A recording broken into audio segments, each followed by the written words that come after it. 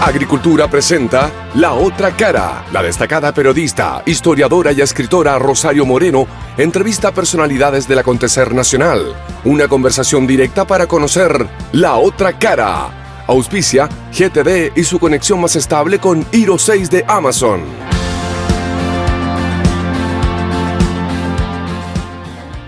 Hola, muy buenos días. Aquí estamos en La Otra Cara.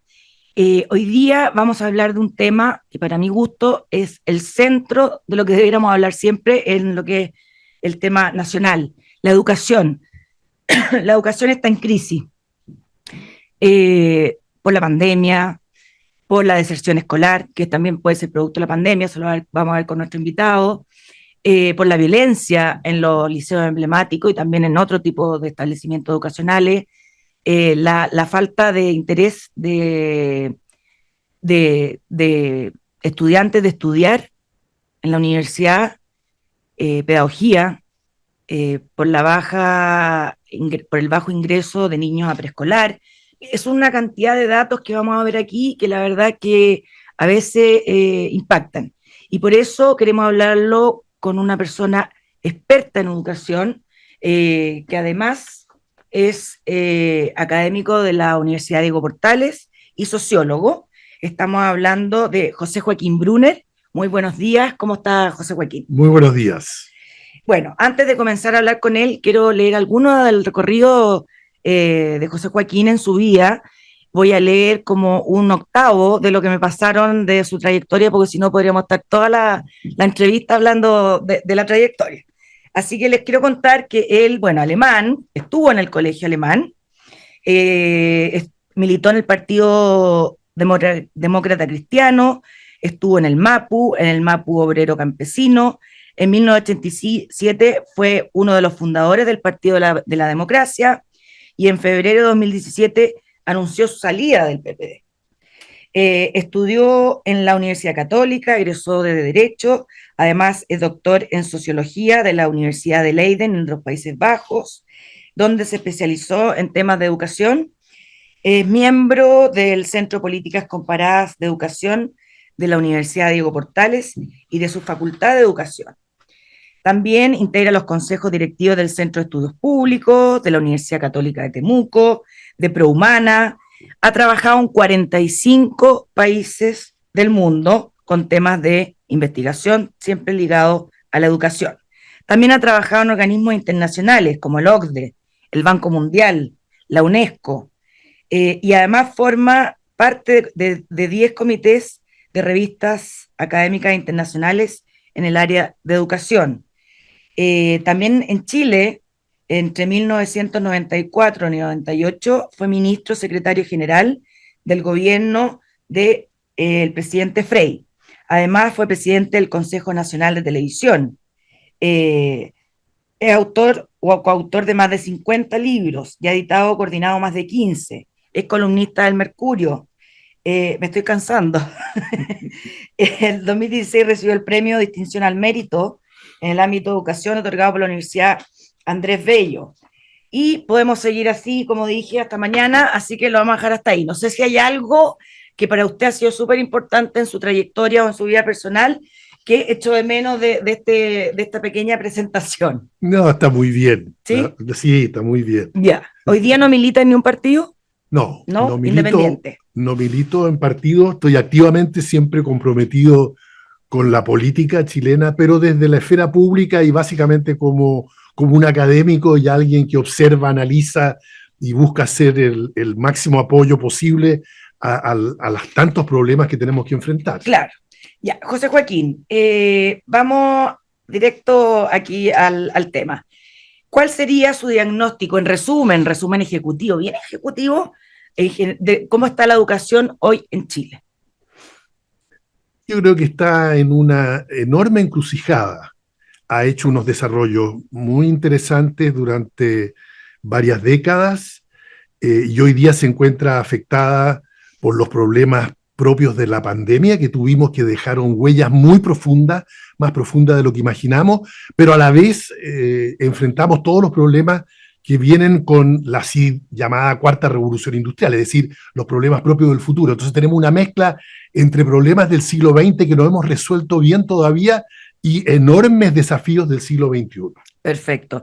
Este año en Chile desertaron más de 50.000 estudiantes del sistema escolar. Esto representa el 1,7% de la matrícula país. Y corresponde a un aumento de 24% respecto a 2019, o sea, antes de la pandemia.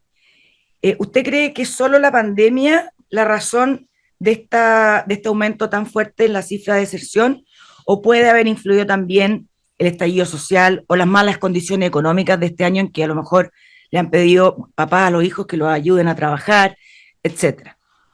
Seguro que hay más de un factor que inciden en este tipo de fenómenos sociales complejos, como es el ausentismo y la baja asistencia, porque una cosa es que ya hay gente que no está derechamente asistiendo, hay otra gente que está asistiendo al colegio o a la educación superior de vez en cuando, y hay otros que están en peligro de desertar. Entonces, el conjunto de esos fenómenos sin duda tiene como primera causa, creo yo, los efectos de la pandemia. Es decir, la interrupción durante tan largo tiempo, sobre todo de los hábitos que implican el ser escolar y someterse a un régimen de jornada diaria con su temporalidad muy determinada, predeterminada.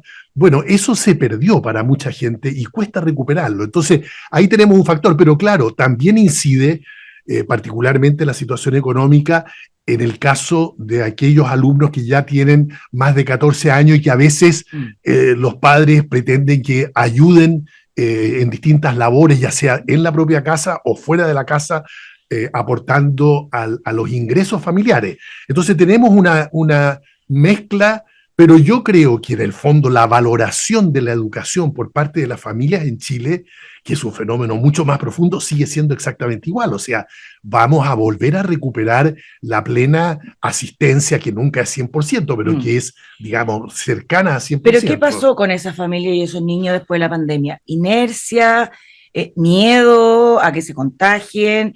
¿Por qué no volvieron a mandar al niño al colegio? No, yo creo que tiene que ver con lo que decía, con la pérdida de los hábitos que hacen que una persona esté viviendo en función del colegio, como digamos, que se va a levantar todos los días a las 6, 7 de la mañana, que va a ir al colegio durante tantas horas, que va a cumplir con una serie de tareas y que eso lo va a hacer todos los días del año, digamos, salvo pero eso lo manda el papá y la mamá, pues. Eso lo manda, no lo mandan en realidad. O sea, cada día nadie iba al colegio porque tenía ganas, a uno le decían.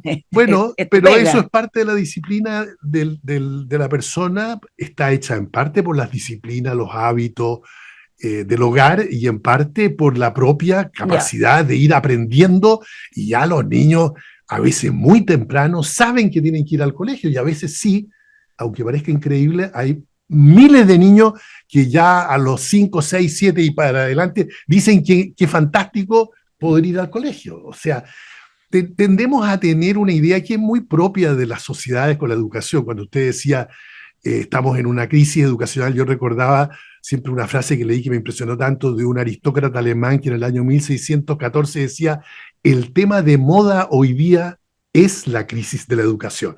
Y uno podría armar una serie de grandes declaraciones, y es cierto, estamos viviendo en una crisis que es de múltiples dimensiones, y hay a nivel mundial una cierta crisis que tiene que ver básicamente con los desafíos del futuro por un lado, y por el otro lado con las desigualdades de origen socioeconómico y la transformación enorme que está experimentando la célula base de la sociedad, como suele llamarse, que es la familia. Claro, y en eso mismo, José Joaquín, o sea, a lo mejor también se puede hacer un llamado que a los papás sean más firmes en exigirle a los hijos o darles a entender de por qué es importante que vuelvan al colegio, porque un niñito de sexto básico, no, si le dice a la mamá, no, aquí no quiero ir, o sea, no sé, yo lo pesco y te guste o no te guste, vaya al colegio.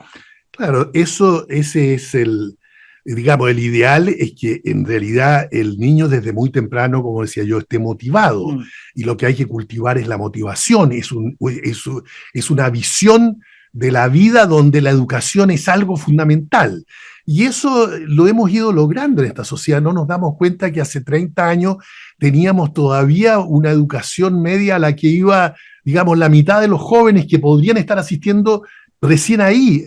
Empezaron a ir hacia el año 2000, teníamos ya más o menos universalizado el acceso a la educación secundaria. Luego hemos estado más bien enfrentando los problemas de deserción, que también han disminuido, es decir, ha habido progresos importantes. Estamos ahora en un momento particularmente complejo y yo creo que en parte este es un problema de toda la sociedad. Toda la sociedad tiene que convencerse de que en realidad más que hablar de la crisis y de lo terrible que es la situación, porque entonces en realidad estos chicos que viven en las redes sociales y en la televisión, lo único que escuchan es hablar de una educación que está destruida, que es violenta, que no sirve de nada, que tiene unos profesores que no van hacia ningún lado. Bueno, ¿quién podría sentir una motivación? Lo que después podemos los padres o los abuelos hacer con nuestros hijos y nietos es poco, porque la sociedad entera es la que tiene que dar una señal. Claro, pero usted dice, habla de la familia, y yo lo estuve revisando y habla mucho de la familia, con lo cual concuerdo. También la familia está fallando, o sea, debería haber más disciplina por parte de los padres, de ser más fuertes en decir tus límites son estos. Sí. O sea, yo creo que hoy, no sé si usted lo comparte, se le teme mucho a los hijos. Y se les trata de decir sí a todo porque les da, a los papás, a muchos, les da miedo. Decir, es que, pucha, es que quieren evitar el conflicto y todo eso. Y el papá, creo yo, no es amigo del hijo, es el papá. Entonces tiene que no solo motivarlo, sino que también decirle, tus derechos son estos, pero tus deberes son estos. No sé qué opina, yo creo que también está fallando la familia por ese lado. Yo creo que eso es bien evidente, digamos, yo, un problema extendido en la cultura occidental. No es algo que ocurra mundialmente, por ejemplo, en las sociedades asiáticas. Una de las cosas que caracteriza a su vida familiar es el alto sentido de la disciplina, del deber y de las jerarquías que existen. Bueno, es más difícil en sociedades democráticas, occidentales, liberales, lograr eso, porque hay que lograrlo, por eso que yo insisto, en la familia, pero en la motivación, que dentro de la familia es probablemente lo más importante de cultivar. Son motivaciones, son hábitos, porque, digamos, el discurso de la mera disciplina, de la jerarquía en abstracto, ya no tiene base, no tiene cabida, no se sostiene. Se puede mezclar. Se tiene que mezclar, y hay que recuperar nuevos sentidos de autoridad y nuevos sentidos de jerarquía. Yo creo que ese es el gran desafío que tenemos en las sociedades occidentales, y en Chile y Latinoamérica en particular es muy fuerte esa necesidad. Exacto. Bueno, después de la pandemia, este año Estados Unidos ya terminó un estudio, que seguramente usted lo debe conocer, de Evaluación Nacional de Progreso Educacional para cuartos y octavos básicos. Y los resultados han sido devastadores en Estados Unidos. Los niños de 9 años presentan un retroceso de 20 años en la calidad del estudio post-pandemia.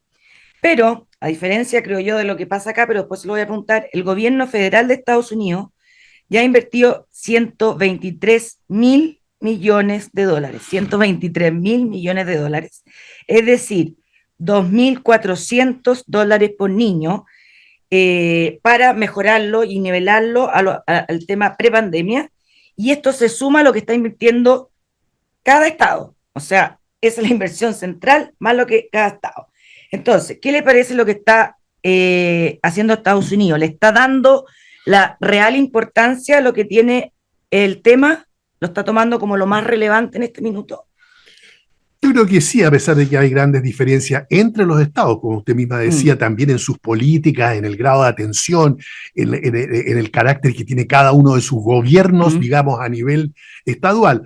Pero qué duda cabe, Estados Unidos, y como una buena parte de los países de la OCDE, de cual Chile también es parte, están haciendo un claro esfuerzo, y todas han puesto la prioridad en recuperar los estudios y en renovar, digamos, el compromiso y los hábitos educacionales de la sociedad en su conjunto.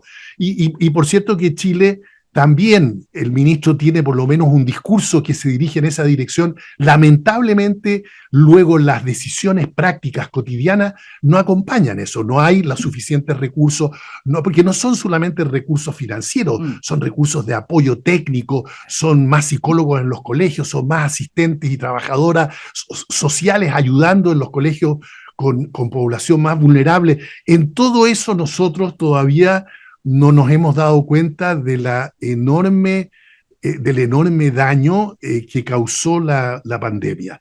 Y ciertamente el ministerio por sí solo no va a poder llegar a donde necesitamos llegar, pero tiene que convocar al conjunto de la sociedad, y en eso me parece que particularmente ha fallado tanto la política propiamente del ministerio como la comunicación ministerial. Exacto.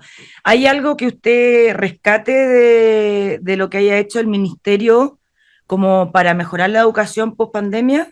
Sí, sí, yo creo que digamos, el discurso inicial, cuando el ministro recién llegó, que es un ministro que además conoce el sistema escolar, ha Sí, pues trabajado trabajó antes en ahí. colegios estatales, municipales, en colegios privados, en fundaciones privadas, realmente tiene una experiencia bien completa de todo el sistema, y cuando llegó dijo, mira, acá lo más importante y lo que va a ser mi prioridad es la recuperación de los niveles de enseñanza para poder enfrentar y superar los daños que generó la pandemia. ¿Pero qué ha hecho? Luego ha hecho cosas y tiene un programa que sigue diciendo es el eje, pero en realidad el programa no es suficiente, los recursos humanos, los recursos técnicos y los recursos financieros no son lo suficiente, la capacidad del ministerio de entusiasmar y de conversar con la sociedad en su conjunto, a pesar de que ha tenido una que otra reunión, pero al final no se traduce en una política comunicacional que movilice a la sociedad civil. Está al debe. Acá, pero por cierto, yo creo que el ministro mismo sabe que está al debe. Y además en el presupuesto para el 2023 no es algo que se pueda percibir un tema así como que la educación es la prioridad para Chile. No aparece, y es parte de las complejidades que tiene un país como el nuestro, que viene saliendo además de un periodo tan complejo, no solamente de la pandemia, sino previamente del estallido social. Tenemos demandas sociales muy fuertes en el campo, obviamente, de la salud, de la previsión social, de la vivienda, pero también de la educación. Entonces, y los recursos son escasos. Siempre, y el momento, particularmente ahora, es restrictivo. Y la economía no está creciendo como necesitaría estar creciendo para que pudiéramos acompañar el gasto social, reforzándolo cada año como hicimos durante 20 años. No, ahora efectivamente estamos en un momento difícil, y por eso mismo, en realidad, el que el ministerio tuviese una prioridad central, que fuera la recuperación, permitiría concentrar los escasos recursos adicionales que este año va a tener el ministerio en esa tarea que es la más urgente, y eso efectivamente no se ha hecho. No se ha hecho. Bueno, tenemos que ir a la primera pausa comercial. Aquí estamos hablando con José Joaquín Brunner, sociólogo, académico de la UDP y experto en educación. Ya volvemos. En Agricultura estamos presentando La Otra Cara con Rosario Moreno.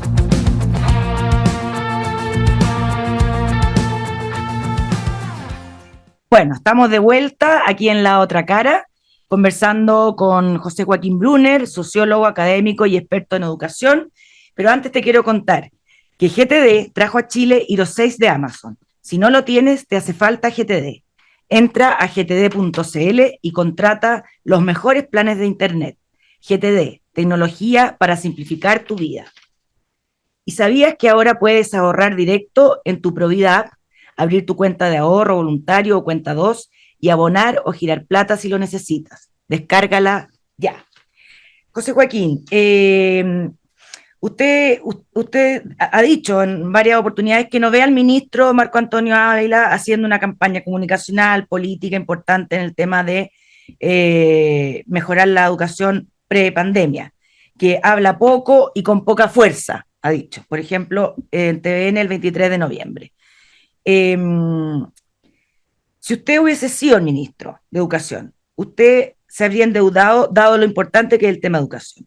¿Usted se habría endeudado como país para recuperar a todos esos niños de la pandemia?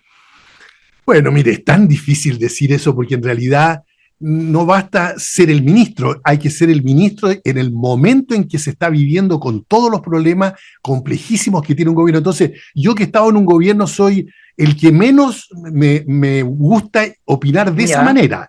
Ahora, por cierto, que creo que el ministro podría haber hecho, ese ministro o cualquiera que hubiese estado ahí hoy día, tendría que estar haciendo más de lo que se está haciendo. Yo creo que ese es el mensaje importante de dejar, y luego de decir, bueno, ¿y cómo podemos ayudar a este ministro para que efectivamente? Entonces, en parte es llamando la atención a que estamos frente a un problema que no se ha llegado a tener una agenda donde las prioridades del ministerio sean claras, sean muy pocas, y una sea la rectora.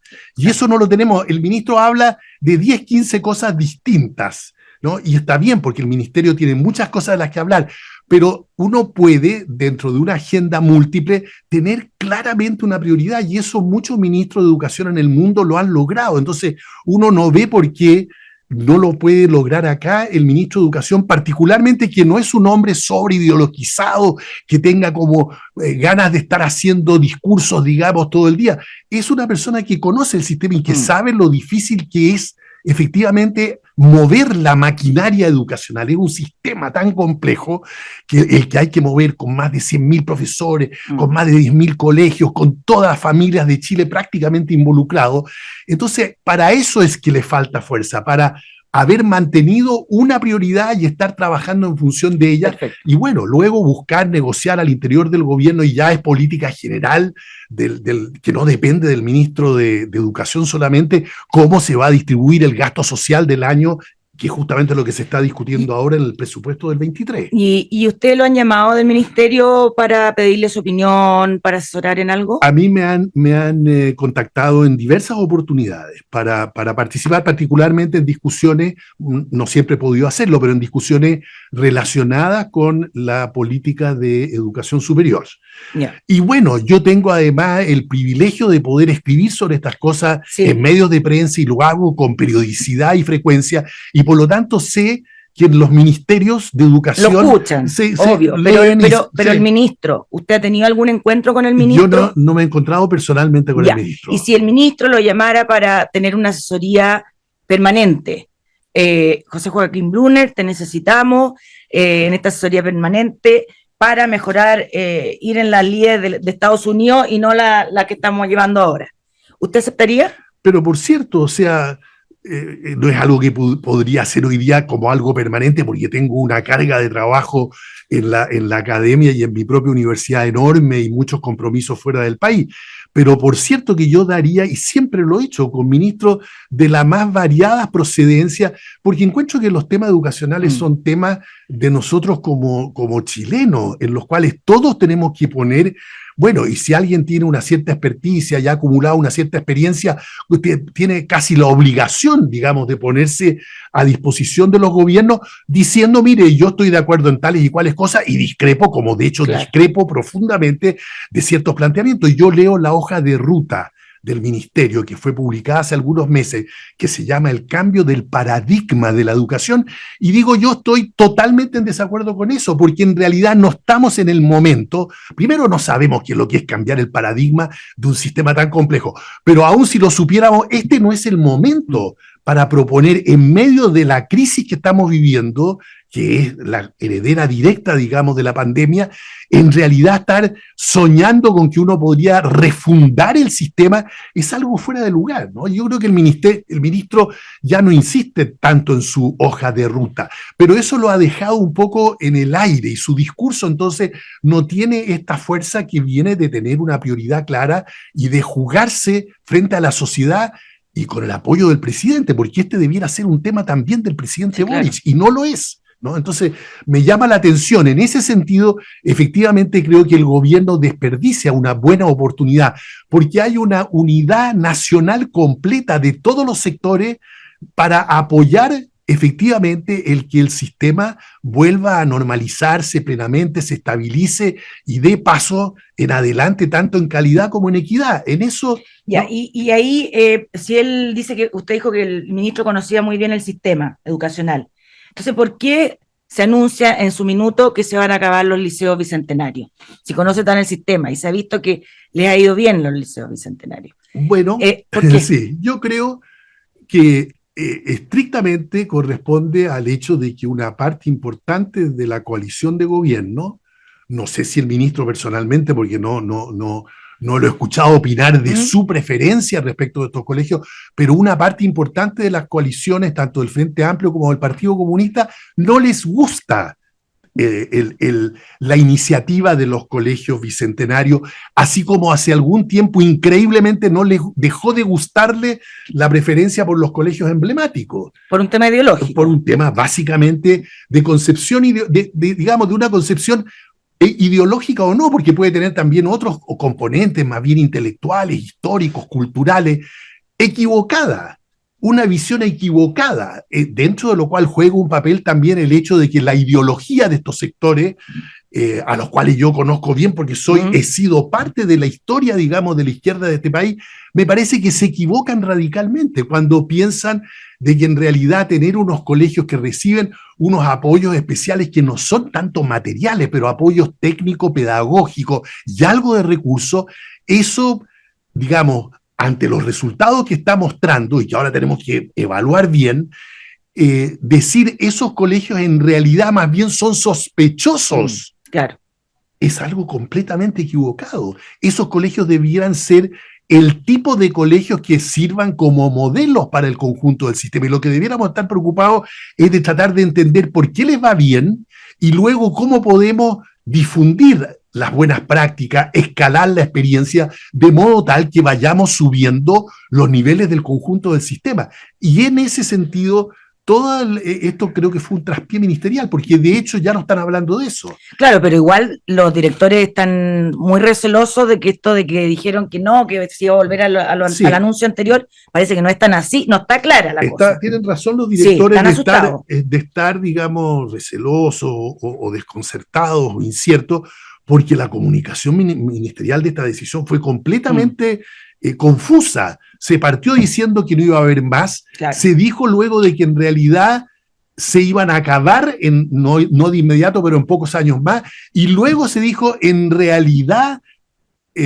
no vamos a hacer nada de todo esto, vamos a darles el apoyo que estaba prescrito, pero vamos a hacer una evaluación. Exacto. Con lo cual se reveló de que en realidad toda la iniciativa no tenía una evaluación de base. Claro. Entonces, le iban a quitar la plata sin saber cómo estaban funcionando. Entonces, bueno, ahora tenemos que hacer la evaluación, tenemos que estudiar en serio, tiene que ser una evaluación obviamente independiente, no la puede hacer el propio ministerio, ni tampoco los grandes partidarios del modelo, ni tampoco los grandes enemigos del modelo, tiene que ser, ojalá, algo técnico de la OSD, del Banco Mundial, de universidades chilenas o extranjeras. Y una vez hecho eso, tenemos que volver a decir, bueno, ¿cómo hacemos que en el sistema, ahora que ya no hay selección en el ingreso a los colegios, cómo podemos incentivar la meritocracia, el esfuerzo, la intención de llevar adelante proyectos de vida valiosos que tienen muchos niños y muchas familias, en vez de estar diciendo, mire, yo he visitado de este tipo de colegio, el último que visité fue en Quellón, al sur de Chiloé, y estuve en el colegio, se llama Liceo Paulo Freire, con su principal orgullo es que era un colegio bicentenario. Al lado de su nombre, en la portada del colegio, cuando uno entra, dice Colegio Bicentenario, Liceo Bicentenario. Y el director me decía que era un director joven, entusiasta, y se veía un colegio estupendo desde el punto de vista del clima interno del colegio. Me decía, para nosotros, frente a la comunidad quellonina, bueno, esto es un gran símbolo de que este es un colegio que vale y que está haciendo bien las cosas. Entonces, ¿cómo no va a ser, digamos, una historia exitosa que muchos colegios sientan eso mismo? Y debiéramos ver cómo lo vamos extendiendo dentro de la sociedad. Para que la gente sepa, en Chile hay 320 liceos bicentenarios, o sea, no estamos hablando de 4 o 5. Es muy importante el número. Sí, y es importante. Extendido en todo Chile. Exacto, esa es la parte más interesante. Sí, que está no solo extendido, Santiago, sino que es todo Chile. Ahora, a mí una pregunta que a mí me complica entender, porque la izquierda, bueno, todas las tendencias políticas dicen que buscan la igualdad, la equidad, pero la izquierda radical le pone más fuerza a eso, como que eso va a cambiar los estratos sociales, etc. Creo yo, don José Joaquín, que la educación es el camino más rápido para cambiar y llegar a la meritocracia y todo eso. Pero ellos, cuando uno los ve actuando en la práctica, lo que menos hacen es mejorar la educación, sino que abandonarla. Entonces uno se pone mal pensado y dice, ¿no será que ellos usan el discurso, pero lo que quieren es una población ignorante para poder manduquearla como quieren? No, porque, mire, primero la izquierda no existe, existen Estoy hablando de la múltiples, prodignidad de ese múltiples sector. izquierdas. Bueno, y dentro de Apruebo Dignidad y del Partido Comunista, eh, por cierto que hay mucha gente que yo conozco bien, que son académicos, intelectuales, profesionales, artistas, intelectuales de su grupo, que entienden perfectamente los problemas y que tienen una visión abierta. Hay otros que efectivamente han equivocado en los últimos 20, 30 años el camino y que creen que en realidad lo importante es que por el momento nada sobresalga, que esto sea ojalá una planicie. Si la planicie es muy baja, es muy mediocre, es muy gris, bueno, bien hecho está porque por lo menos va a ser mediocre y malo, pero todo igual y luego vamos a construir. Todo eso me parece a mí que es una enorme equivocación. Y lo que la izquierda más le ha costado entender a las izquierdas, y ahí incluyo todos los distintos sectores, es que en realidad la igualdad se puede efectivamente mitigar, se puede reducir, se puede amortiguar si es que uno usa la educación desde el primer momento del nacimiento de un infante, sea mujer o hombre, usa, digamos, la educación para compensar las desigualdades que la sociedad tiene a nivel de la familia y de los hogares. Y eso que hoy día es una especie de cosa obvia para cualquier socialdemócrata europeo, digamos, parte por decir, mire, la gran prioridad de la educación ya en general, no post-pandémica, sino que para los próximos, claro, es la educación temprana y el cuidado de los niños. Y eso en realidad no ha permeado la cultura de las izquierdas en Chile. ¿Por qué? Bueno, porque los humanos somos así, discutimos mucho respecto de estas cosas, leemos de distintas maneras la evidencia, porque hay muchos estudios, pero también todo eso, digamos, admite muchas lecturas diversas y la gran dificultad es finalmente ponerse de acuerdo, porque aquí más allá de la evidencia, más allá de cualquier cosa, lo importante son los acuerdos básicos. Y mire, cuando yo veo lo que era la educación chilena el año 90, era una educación realmente deprimida, pero de la manera más atroz. Es decir, no había ninguna profesión peor pagada. Hoy día no son los mejor pagados, pero ha cambiado radicalmente cómo financiamos los docentes. El año 90 realmente era una cosa lamentable. Bueno, y la sociedad chilena durante 20 años se puso de acuerdo en que, entre otras cosas, había que casi se llegó a triplicar en términos reales la participación de la educación en el presupuesto del país, es decir, se hicieron esfuerzos enormes de inversión, se mejoró mucho, se universalizó el acceso a la secundaria y a la terciaria, a la educación superior, ¿no? Pero ahora hemos perdido, desde hace 10, 15 años, hemos perdido el camino, ¿no? Pero mire, José Joaquín, entre 2018 y 2021, la matrícula de primer año de pedagogía en la universidad cayó en un 35%, 35%. Siendo en promedio las carreras de pedagogía de enseñanza media las más impactadas con un 25% de descenso. Esto es de un estudio del 2021, del 29 de julio.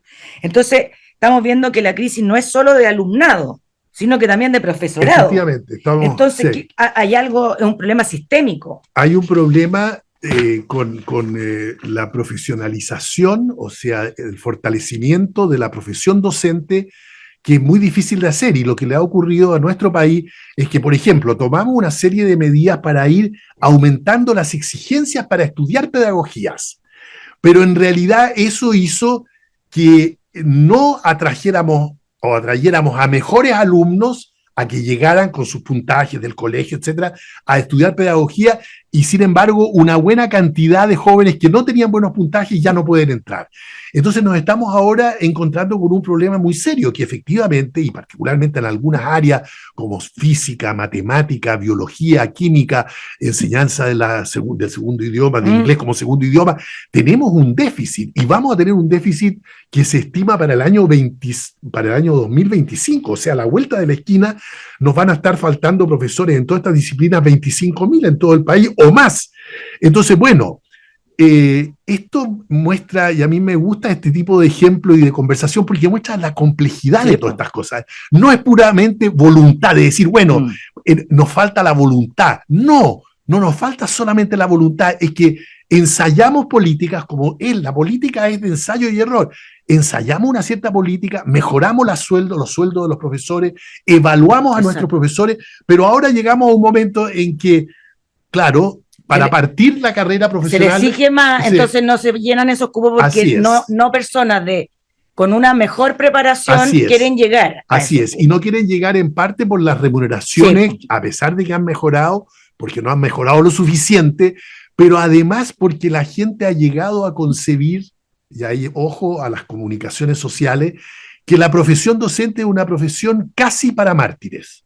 Bueno, es que yo ahí le tengo que decir que en 353% aumentaron las licencias médicas de profesores en la región metropolitana entre 2021 y 2022.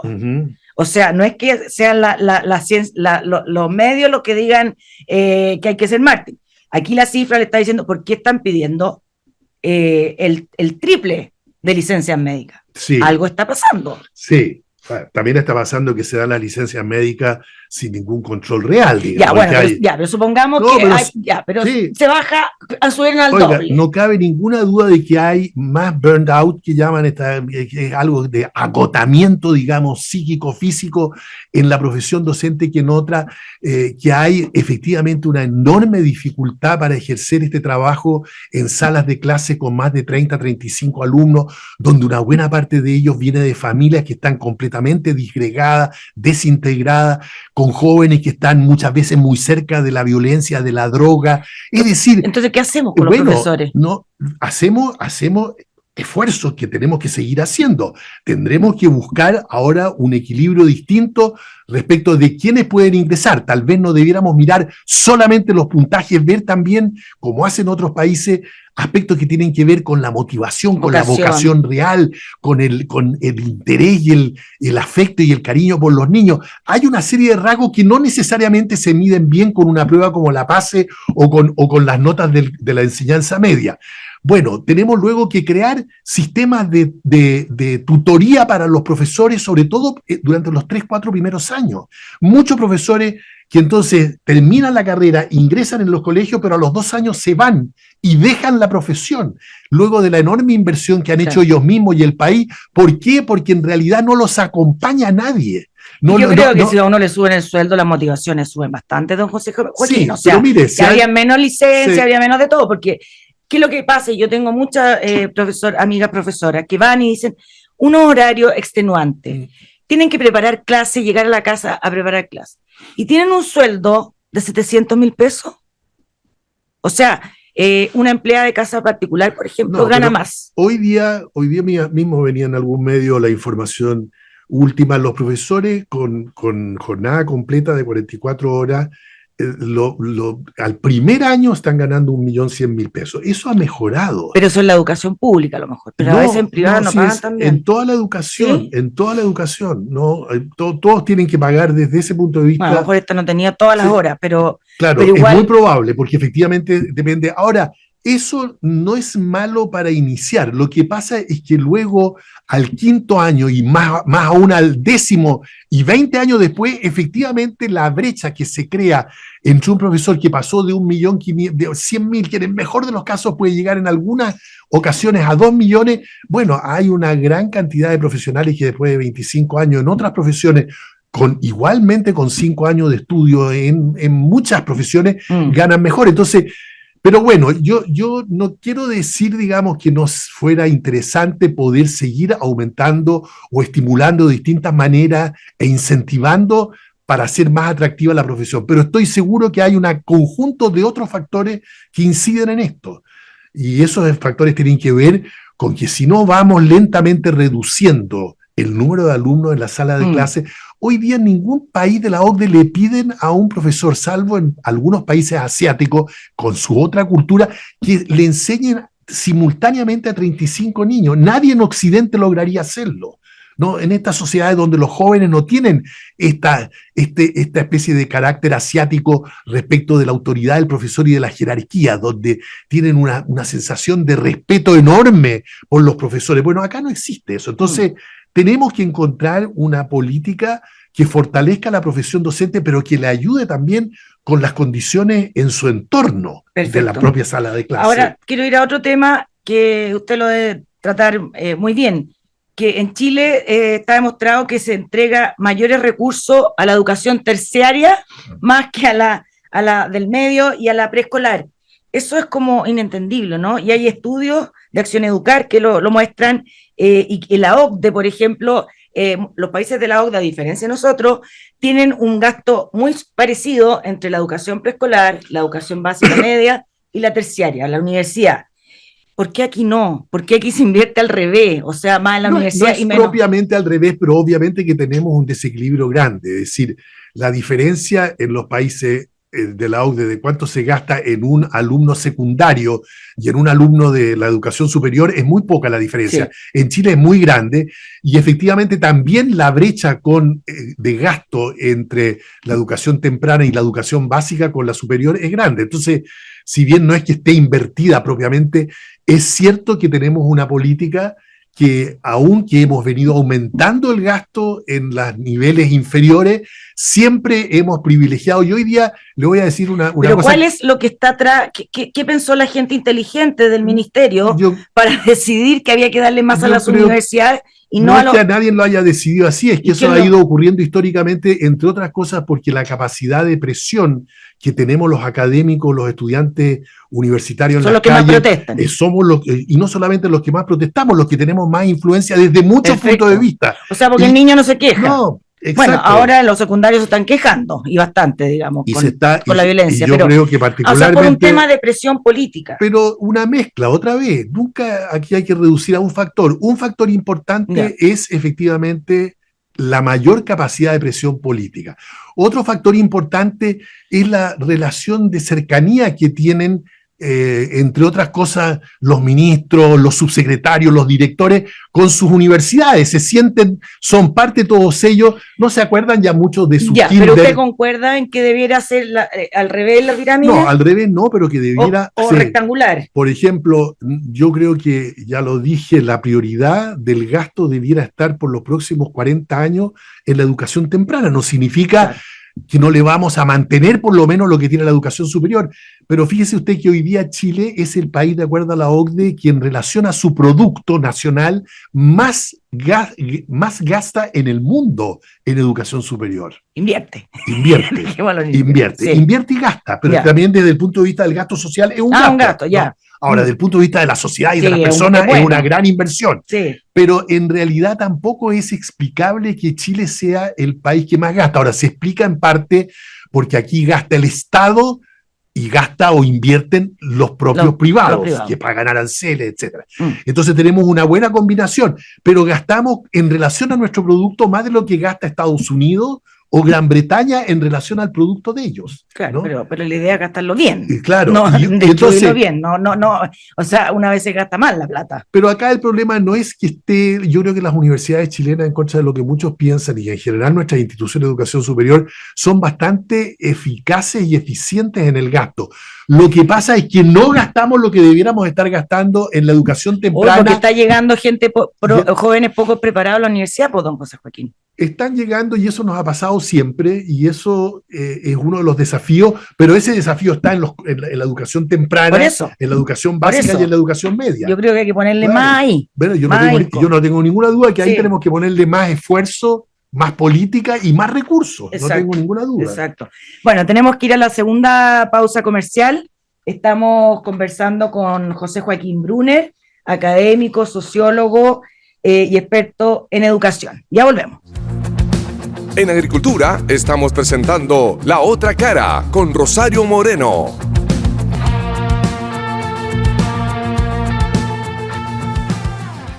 Bueno, estamos de vuelta con José Joaquín Brunner, aquí conversando en profundidad sobre la crisis de la educación chilena y quería antes decirles que Alimentos Cisterna, 70 años de nutrición animal, presente en todo Chile.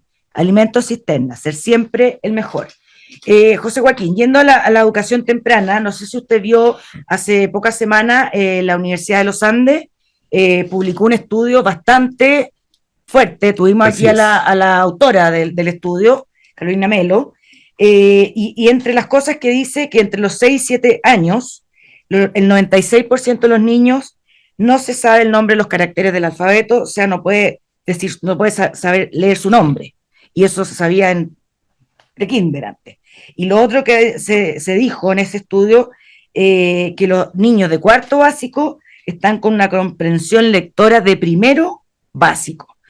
La verdad es que cayó como a balde de agua fría y ellos mismos dijeron que el estudio, si bien había que ver otras cosas y terminarlo, pero encontraron que eran tan fuertes estas cifras que por eso las dieron a conocer tempranamente. ¿Qué opina al respecto? Hablábamos un poco de lo que se necesita en fomentar la inversión en la educación temprana. Y estas cifras que reflejan la realidad post-pandémica, porque esto sí, es exactamente son niños pandémicos. Lo que ha ocurrido con la pandemia. Y ahora vamos a tener más información. Recién esta semana se dio la prueba CIMSE, sí. donde efectivamente vamos a tener no una muestra de estudiantes, sino que sobre la base de 250.000 más o menos estudiantes que dieron la prueba, que fue muy exitosa, a pesar de que gente decía, no hay que dar la prueba. Esta es una prueba muy importante porque nos sirve para este tipo de discusión y para poder orientar las políticas. Y no cabe duda que sobre todo en comprensión lectora, que finalmente sigue siendo una competencia, una habilidad, una destreza absolutamente crucial y vital, digamos. En la base de todos los otros ramos, porque para aprender matemáticas tengo que saber leer. Para los otros ramos, claro, y para la vida en general de las personas, en cualquier plano, como trabajadores, como ciudadanos. En fin, ¿Qué le pasó a usted cuando lo leyó? No, ¿le sorprendió o creía que podía ser así? No me sorprende para nada, porque eso es lo mismo que había mostrado el estudio en Estados Unidos y los otros estudios que se han hecho en Europa y los varios previos que se han estado haciendo en Chile, un poco más anecdóticos, ya mostraban todo esto. Entonces, en realidad... confirman una realidad igual importante. Confirman, la detallan y nos dan más fuerza para argumentar de que aquí efectivamente tenemos que concentrar la política en materia de... Entonces, ¿no sería que el Ministerio de Educación, con todo este tipo de estudios y todo, debiera como alzar la voz, porque usted dice que habla bajito, que con poca fuerza, y ya ponerle fuerza al discurso y cambiar, salirse de la trinchera, digamos, como dijo el presidente Boric esta semana? Yo creo que debiera el gobierno en general, y luego todos los que tenemos alguna posibilidad de opinar y de participar y de proponer cosas en estas ideas, tenemos que hacerlo, ¿no? Y el ministro, me parece a mí que dentro de su dificultad para haber definido una agenda con una prioridad central, intenta hacer cosas, invita gente. El otro día invitó, por ejemplo, a un ex candidato a la presidencia de la República, Ignacio Briones, que es un connotado economista que venía de hacer un estudio importante sobre esta materia y particularmente de calcular costos reales que tendría un programa más potente y robusto en materia de nivelar o de recuperar la enseñanza. Bueno, lo recibió. Claro, o sea, en chileno le falta poner los huevos. Sí, le falta poner. O amojonar. Claro, la voluntad en el conjunto de su ministerio, cosa que, como yo ya dije, reconozco que es difícil de hacer porque hay tantas demandas sobre el ministerio, ¿no? Con la violencia en los emblemáticos, con los problemas de infraestructura, con los problemas del traspaso de colegio municipal a los servicios locales. Pero se puede hacer varias cosas a la vez.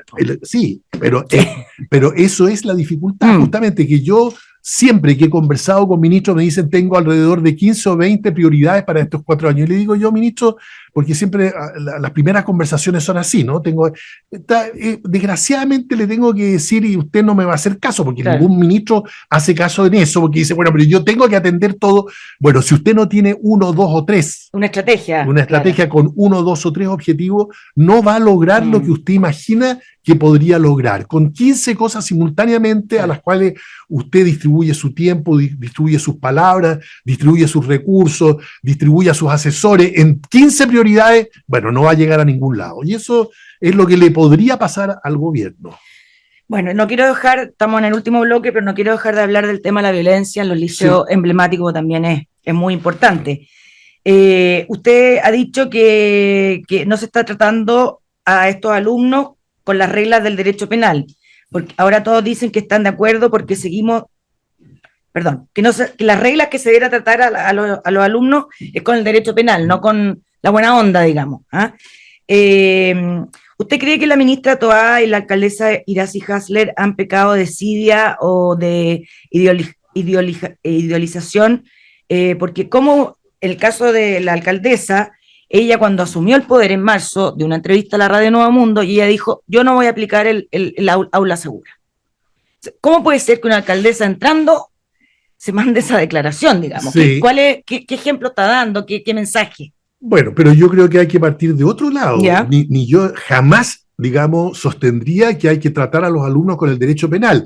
Preguntado específicamente sobre el tema de los mamelucos blancos, yo he dicho, respecto de los mamelucos blancos, obviamente Sí. que en la medida que desarrollan conductas delictuales, tienen que ser tratados Bueno, por la justicia y por el derecho por hacer penal, más y corta no la por el cita. reglamento de la convivencia. Claro, claro. Ahora, si vamos al tema más general, bueno, usted ya ve cómo yo respondo. Jamás voy a decir de que creo que en realidad han sido inconscientes o que han intentado hacer algo, digamos, completamente loco, la alcaldesa porque parto del supuesto de que están tratando de hacer en serio el enfrentar los desafíos, y sé que el desafío de la violencia en los colegios en general es muy serio en todo el mundo, y en estos colegios es particularmente porque ya se desbordó completamente en estos 8 o 9 colegios, y por lo tanto yo siento que efectivamente la alcaldesa llegó pensando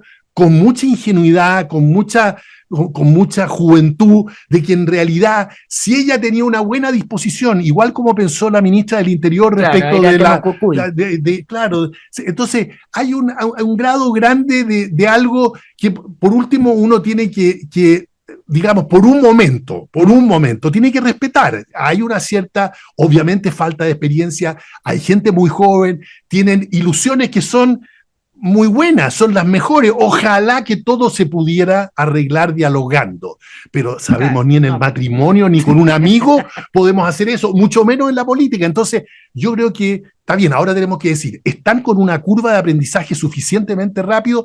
Bueno, ese todavía está abierto. Claro, podría aprender más rápido, claro, haber aplicado el aula magna. Exacto, ejemplo. Y el aula magna, digamos, el aula segura. El aula segura. Yo encuentro que es una discusión bastante, digamos, es la típica entusiasmo que siente nuestra élite política y a veces también comunicacional, de discutir en el margen cosas que son polémicas ideológicamente, como ¿va a usar o no va a usar?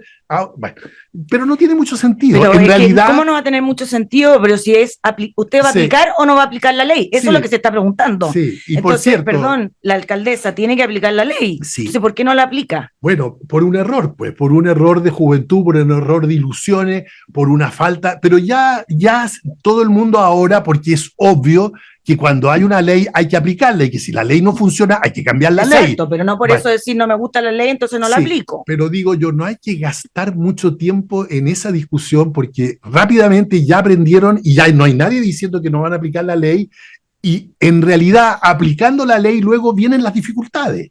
Porque ese alumno que no es el mameluco blanco, pero que uno tiene la impresión de que podría estar involucrado con los mamelucos blancos, le tengo que aplicar esa ley o lo tengo que llevar al reglamento de convivencia interno de la escuela. ¿Y qué significa una y otra cosa? ¿Y cómo puedo combinar las dos cosas? Y a los carabineros los tengo que poner todos los días delante. ¿Cómo lo haría usted? Bueno, yo no sé cómo lo haría, porque tendría que estar en el lugar puesto. Lo único que sé es que están esos directores de colegio y sus directivos pasándolo muy mal. Y pasándolo muy mal y enfrentando una tarea que si el resto de los chilenos que tenemos alguna voz no somos empáticos, por lo menos en tratar de entender la enorme dificultad que tienen ellos y que tiene la alcaldesa y que tiene el señor Rocco y que tiene la ministra del Interior, bueno, estamos perdidos. Y yo en ese sentido quisiera más bien decir, bueno, desde el punto de vista crítico propositivo, ¿en qué podemos ayudar? Bueno, pudimos ayudar mucho en decir, oiga, no se equivoque, la ley del aula segura es una ley que ha dado en algunos casos algunos resultados, sí, en otros casos no.